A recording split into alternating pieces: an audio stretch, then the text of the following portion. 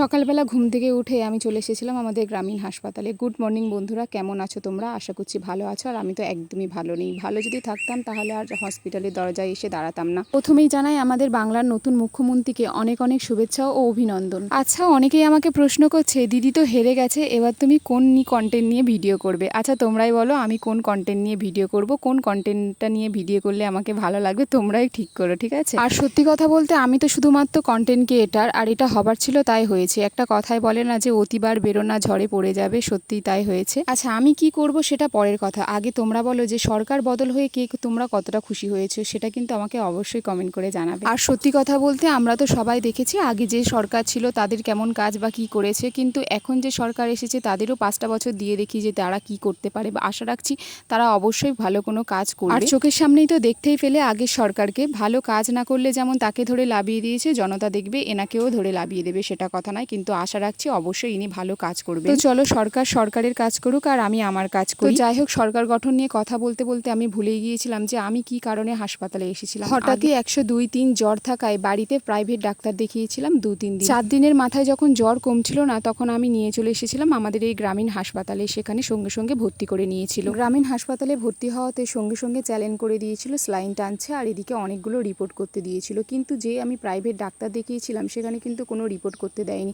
আমি চাচ্ছিলাম যে ওকে কোনো রিপোর্ট করতে দিক, ওর মধ্যে কি সমস্যাটা হচ্ছে আমি সেটা জানার চেষ্টা করছিলাম। যেহেতু 102-3 করে জ্বর আসছে আর আজকে রিপোর্ট করা হয়েছে, রিপোর্ট তো আর সঙ্গে সঙ্গে দেবে না, কালকেরই জানা যাবে ওর মধ্যে সমস্যাটা কি আর 102-3 করে কেন জ্বরটা আসছে।